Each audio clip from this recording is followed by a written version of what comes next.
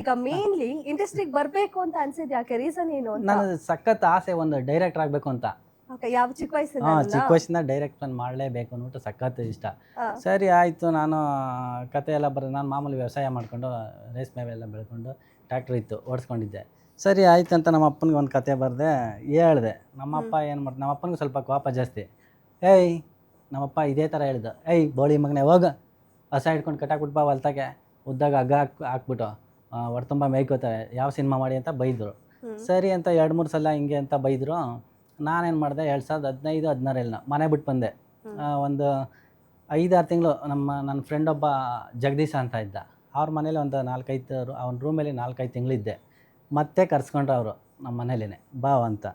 ತಿರ್ಗಾ ಪಾಪ ಅವರೆಲ್ಲ ಬುದ್ಧಿ ಹೇಳಿದ್ರು, ಬೇಡ, ಸಿನಿಮಾ ಇಂಡಸ್ಟ್ರಿ ಕಷ್ಟ, ಅದು ಆಗೋದು, ಬ್ಯಾಕ್ಗ್ರೌಂಡ್ ಇಲ್ಲ ಅಂದರೆ ಆಗೋದೇ ಇಲ್ಲ ಕೆಲಸ, ಅದು ಬೇಡಪ್ಪ ಅಂದರು. ತಿರ್ಗಾ ಮತ್ತೆ ಮನೆ ಬಿಟ್ಟೆ 6 ತಿಂಗಳು. ಮನೆ ಬಿಟ್ಬಿಟ್ಟು ನಾನು ಇಲ್ಲಿ ಸ್ವಲ್ಪ ಕಲ್ತ್ಕೋಬೇಕಲ್ಲ ಅಂದ್ಬಿಟ್ಟು ಎಸ್ ನಾರಾಯಣ್ ಸರ್ ಅವ್ರನ್ನೆಲ್ಲ ಭೇಟಿ ಮಾಡೋಣ ಅಂತ ಅವ್ರ ಮನೆ ತಕ್ಕೆ 2 ತಿಂಗಳು ತಿರುಗಿದ್ದೀನಿ.